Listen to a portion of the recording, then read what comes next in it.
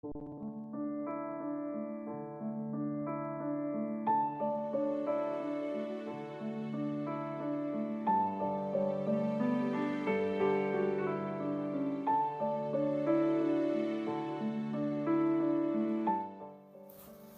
favor, tengan sus Biblias abiertas.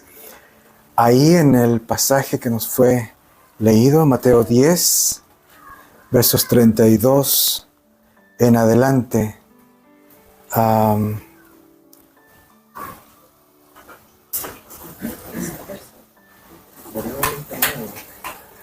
Mateo capítulo 10, a partir del verso 32.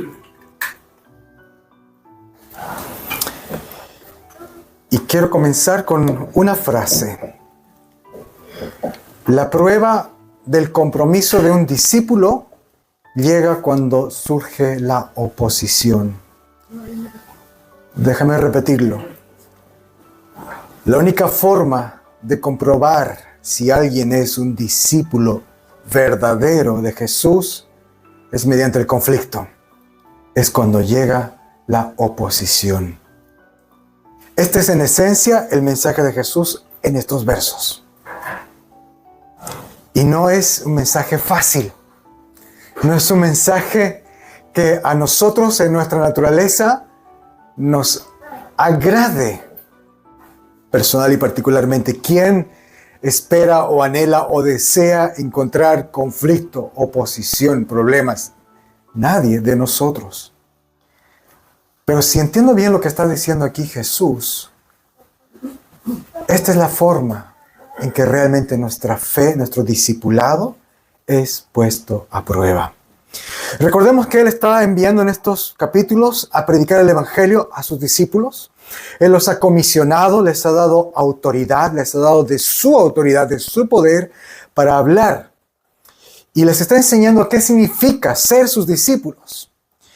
Y este pasaje que está frente a nosotros es muy desafiante, pero también de mucho ánimo. Así que prestemos atención, abramos nuestros corazones, abramos nuestros oídos y oremos para pedirle al Señor que Él nos hable por su palabra.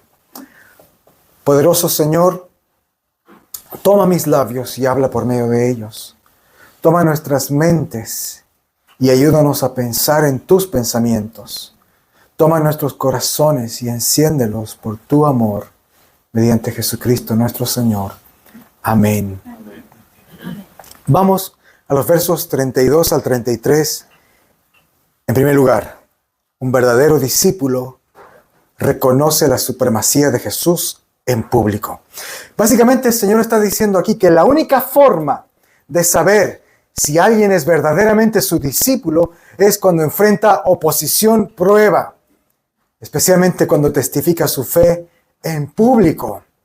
Porque ser su discípulo ocasiona que venga la crítica, la burla, los maltratos, insultos. Incluso, y esto es una realidad muy fuerte para los discípulos de Jesús en esa época, pero también para muchos discípulos hoy día, incluso provoca agresiones y hasta peligros mortales. ¿Y cuál es la forma más rápida y más fácil que tiene un discípulo para evitar la persecución? Para evitar que alguien le haga daño o haga daño a su familia, a sus seres queridos. La forma más fácil para evitar la persecución siempre fue la misma. Negar tu fe en Jesús. Negar que eres su discípulo. De hecho, eso fue lo que los romanos exigieron a los primeros cristianos cuando empezó la persecución. Niega que crees en ese tal Jesús y te salvarás. Te irás de aquí con un golpe en la muñeca y listo. Pero si tú persistes diciendo que crees en ese tal Jesús y que Él no murió en la cruz, sino que es resucitado, eres un sedicioso y la pena es la muerte. Pero Jesús ya ha dicho en el verso 28, en este mismo capítulo, que un discípulo de verdad no tendrá miedo de ser necesario incluso dar su vida por amor a Él.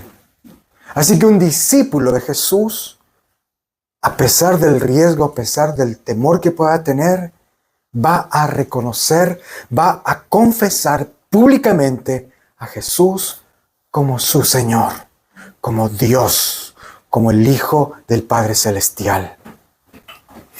Hermanos, el discipulado de Jesús, el discipulado cristiano, es así de radical. Y no debemos olvidar esto, porque creo yo que el mundo cristiano hoy día está en una tendencia de buscar el confort, el bienestar en términos humanos. Y en esa búsqueda de animar, de que los oyentes, de que los que se congregan sean animados, alentados, apapachados, hemos dejado de lado esta enseñanza que el mismo Señor Jesús en persona está diciendo. El discipulado de Jesús es radical.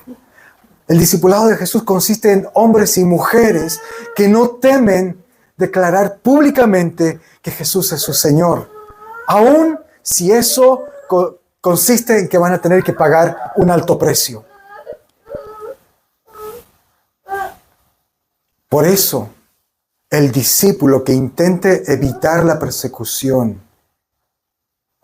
que intente evitar el dolor físico, el maltrato o los problemas, negando a Jesús en público, en el fondo está demostrando que no es un discípulo verdadero.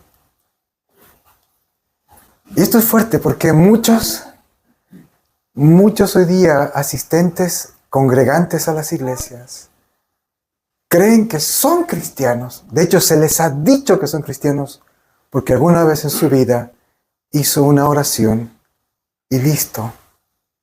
Y luego cumple una serie de protocolos religiosos, entre los cuales está, por supuesto, congregarse, participar de reuniones y ser muy feliz, compartir con los hermanos, cantar y escuchar un mensaje alentador y encontrar ayuda en tus problemas. Pero cuando vienen los problemas, cuando es hora de testificar tu fe, cuando te exigen, cuando te demandan, cuando alguien te cuestiona tu fe, no sabes qué hacer y cedes. No, pues sí está lo mismo. Da lo mismo. Jesús dice que al que niegue públicamente a Él, que niega a Jesús públicamente, Él lo negará delante del Padre. Qué tremenda advertencia. Sí hay que moverlo nomás y va a... Pero como no tengo una presentación, no... Gracias, Diego. Es una tremenda advertencia. Así que, hermanos, este pasaje parte así con una tremenda advertencia. Huyamos de sentir vergüenza de confesar a Jesús nuestro Señor. Yo sé, porque lo he pasado también. Hay momentos en que da vergüenza cuando sabes que la persona que es conflictiva, que es como antirreligioso, ateo y no sé, y que es súper agresivo, te viene y te pregunta, me entera que tú vas a una iglesia. Ahí viene la gana de decir, de evitar el conflicto. Uno no quiere entrar en conflicto, menos con una persona así. Y a mí me ha pasado, prefiero evitar. ¿Para qué voy a pelear con alguien? Pero al leer este pasaje, debo pensar seriamente, ¿no es eso negar públicamente? ¿No es eso ser vencido por el temor a un momento incómodo? Y de hecho, los discípulos enfrentaron temor de la muerte. La amenaza era, dime si eres cristiano o te mato. Y si eres cristiano te mato. Mi temor es, simplemente no quiero evitar un trago amargo con una discusión con un tipo pesado.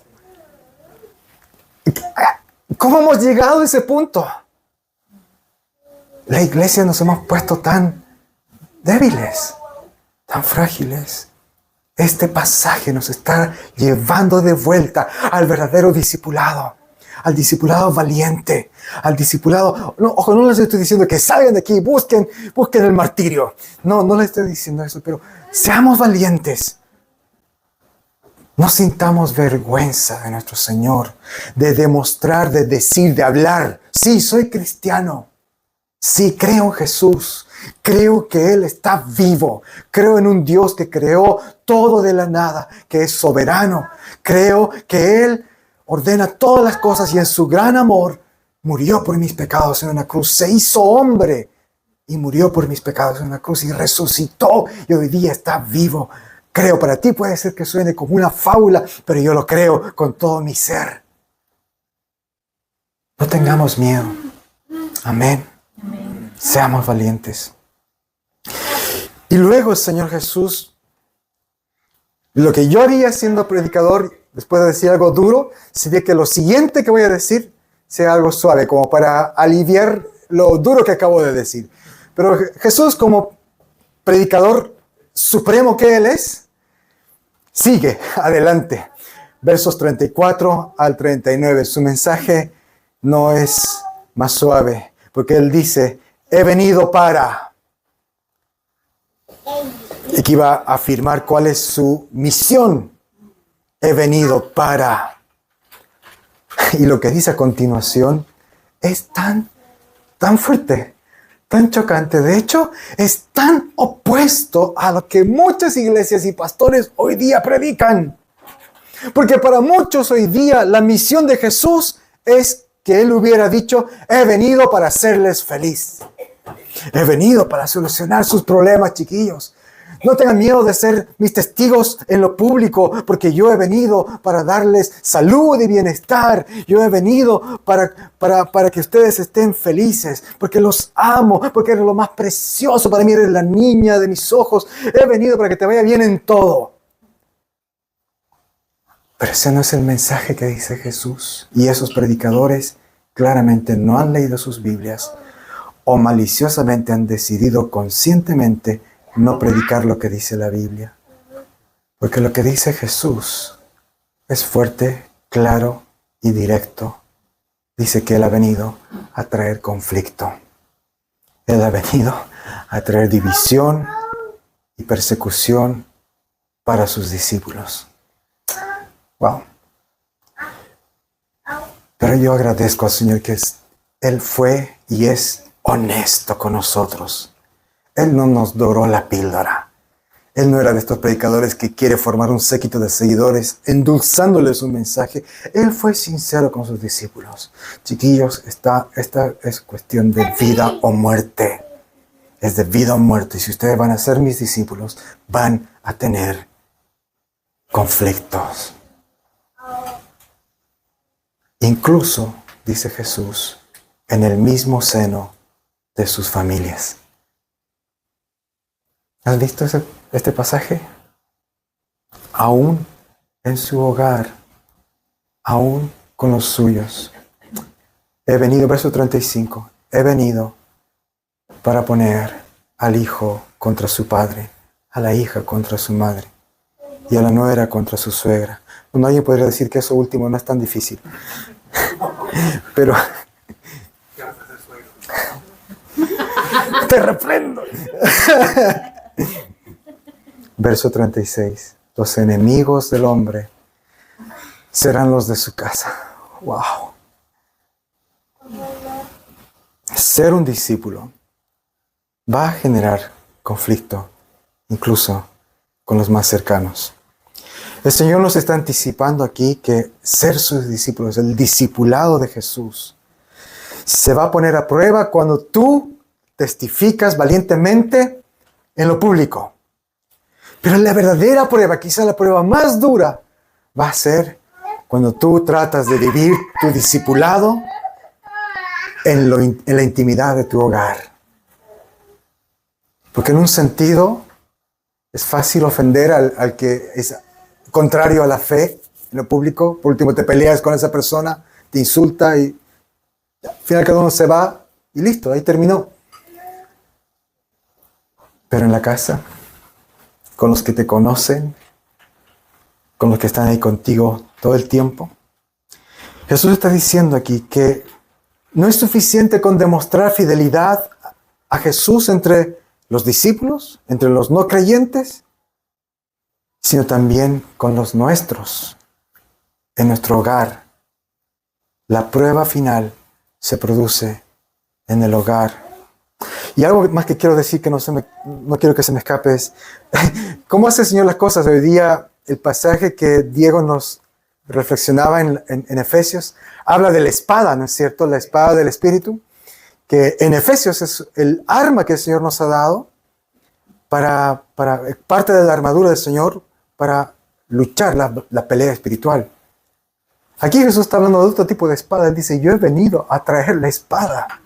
Y es la misma palabra, pero es otro tipo de espada.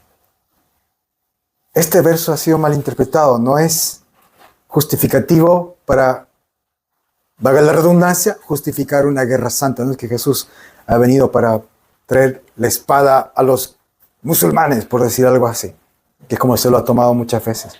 Esta espada aquí es metafórica. Jesús está hablando del juicio de Dios. Claramente no está hablando de una espada literal. Y lo sabemos porque más adelante uno de sus discípulos va a sacar una espada literalmente y Jesús, para defender a Jesús. Y Jesús va a reprenderlo.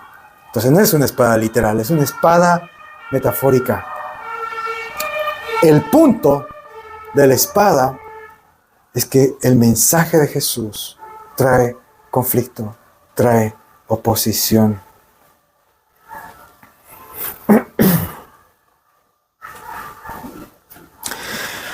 Así que Jesús no ha venido a suavizar el orden preestablecido de la sociedad. Esto es tan real, queridos hermanos. ¿Cuántos cristianos han enfrentado oposición dentro de la familia? Pero ¿sabes qué me sorprende? Que el mismo Señor vivió esa experiencia. El mismo Jesús, su madre y sus hermanos, antes de que llegaran a reconocer quién era Él, se opusieron a Él. De hecho, le rechazaron. En el mismo Evangelio de Mateo, en el capítulo 13, versos 53 al 58, hay una burla de sus hermanos. En Marcos 3:21, su madre y sus hermanos van para disuadirlo de que siga predicando, y Marcos lo dice literalmente porque creían que él estaba fuera de sí. Después puedes buscar el pasaje, Marcos 3:21. María y los hermanos de Jesús pensaban que estaba loco. Y Juan 7:3 al 5, lo mismo. Entonces Jesús enfrentó oposición dentro de su familia y nosotros podemos esperar que habrá también oposición. Pero hay esperanza, hay mucha esperanza. Porque en la historia de la familia de Jesús vemos que más adelante sus ojos fueron abiertos. María y sus hermanos le reconocieron. De hecho, me fascina la historia de uno de sus hermanos, llamado Santiago. El que escribió la carta de Santiago fue hermano de Jesús. Y si tú lees la carta de Santiago en el verso 1, él no se refiere a Jesús como su hermano. Él no dice, les escribe Santiago, hermano del Señor. Él dice, les escribe Santiago, siervo del Señor Jesucristo. Me encanta. Reconoció que su hermano era el Señor y él se vio a sí mismo como su siervo. Después de que lo vio como un loco. ¿Qué le pasa a mi hermano? ¿Está loco? Así que hay esperanza, hermanos. Puede ser que encontremos oposición en la familia, dureza, que haya familiares, seres queridos nuestros que no quieran escuchar el Evangelio. Pero eso no quiere decir que están perdidos. Hay una gloriosa y maravillosa esperanza. Pero sí, vamos a encontrar oposición aún en el hogar. Y siempre me ha llamado la atención la dureza de estas palabras en el sentido de por qué Jesús exige esta lealtad. Mira el verso 37. El que ama a su padre o a su madre más que a mí no es digno de mí. El que ama a su hijo o hija más que a mí no es digno de mí. Y él encontraba tan duro esto. Ni el más respetado ni el más estimado de los rabinos en esa época exigiría este nivel de devoción. Ni el día de hoy, creo. ¿Qué pastor, por muy querido, famoso que sea, puede decir, hermanos, si ustedes no me aman a mí más que a sus hijos, no son dignos que sea su pastor? ¿Quién puede decir algo así? Pero Jesús dice eso. Si ustedes aman a su padre y a su madre más que a mí, ¿por qué esta exigencia de Jesús ofende? Nos impacta. Pero hay que entender por qué lo dice. Hay un poderoso trasfondo bíblico detrás de estas palabras. Si tú vas al Antiguo Testamento, palabras similares fueron escritas en la ley. Palabras que dicen, amarás al Señor tu Dios con todo tu corazón, con toda tu mente y con toda tu alma. El Dios y creador de todas las cosas dice y exige lealtad y amor absoluto, porque amar algo o alguien más que a Él, fuera de Él, es idolatría, porque Él es digno de ser amado, de ser respetado, porque es Dios, es el creador, es el ser supremo, el todopoderoso. Entonces, calza conmigo cuando Jesús dice lo mismo, porque Jesús implícitamente aquí está afirmando su divinidad. Él es Dios hecho hombre. Por eso Él puede exigir amor absoluto de sus discípulos. Porque no estamos amando a un simple hombre, por muy grande y maravilloso que sea, como un buen líder, como un buen pastor. Él es Dios hecho hombre. Él es el creador, es el Señor. Él es el único digno de adoración y devoción absoluta. Lo hemos cantado, toda lengua confesará, toda rodilla se postrará ante Él, porque Él es divino.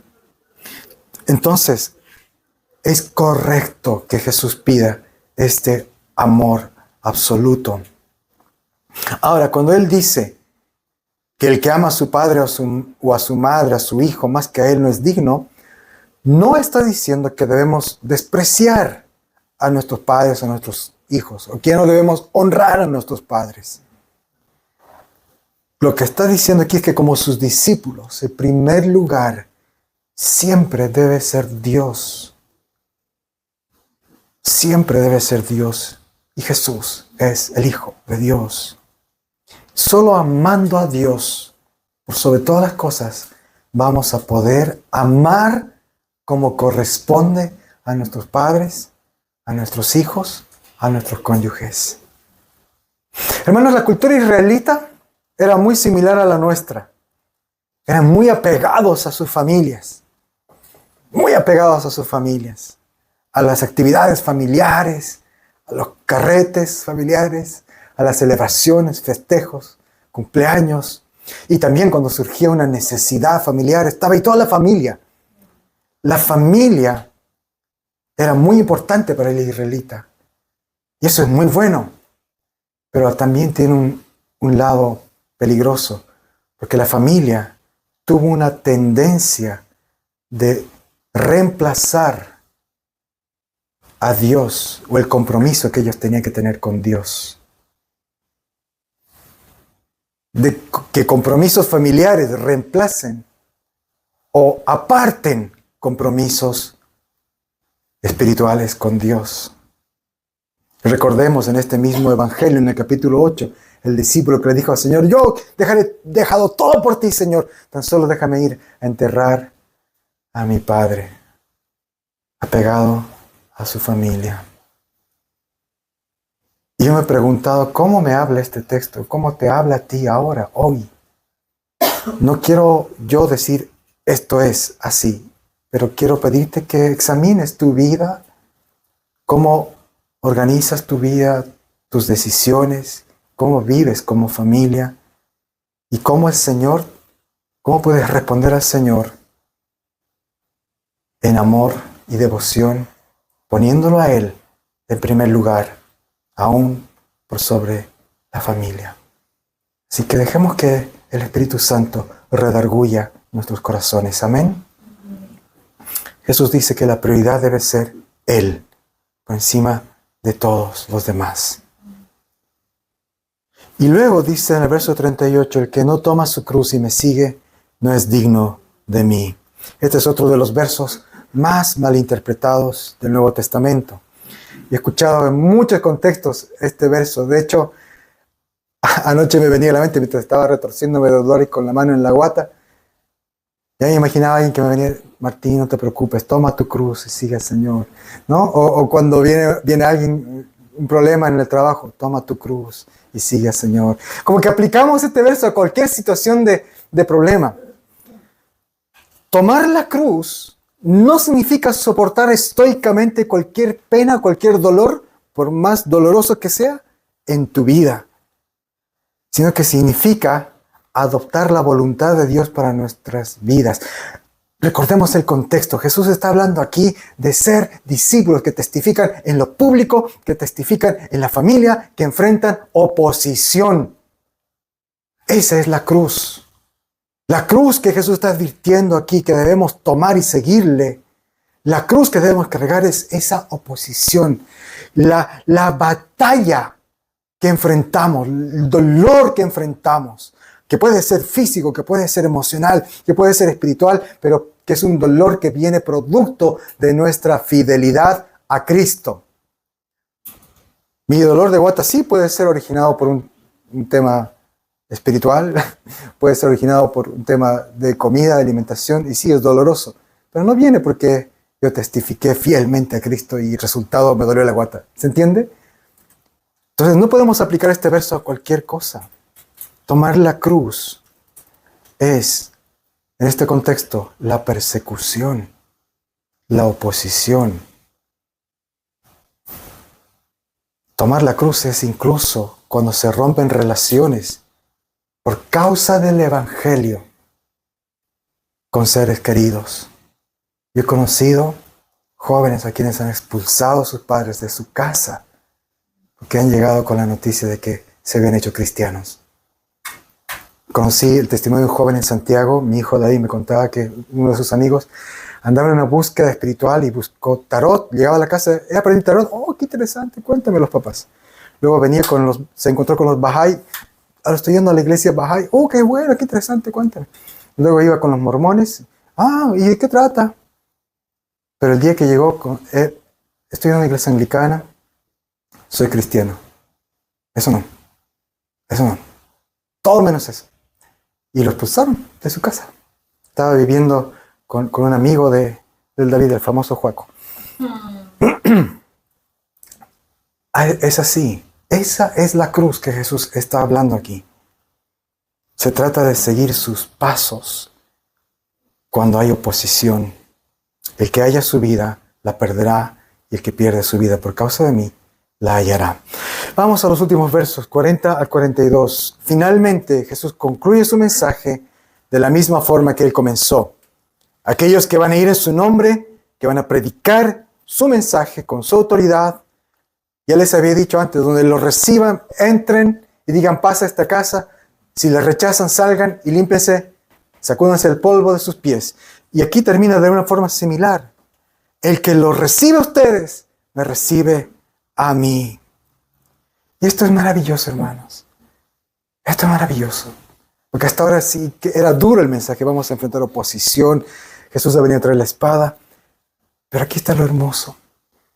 Nuestra misión es llevar salvación. Y eso hace la pena. Hace que valga la pena tener que llevar la cruz de la oposición.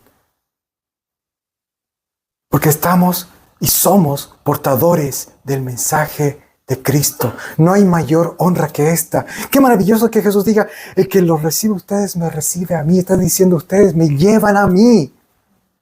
Me llevan a mí. Vamos con la autoridad de Jesús mismo.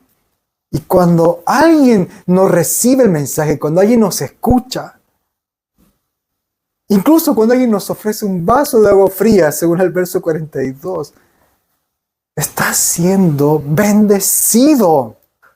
¡Qué maravilloso!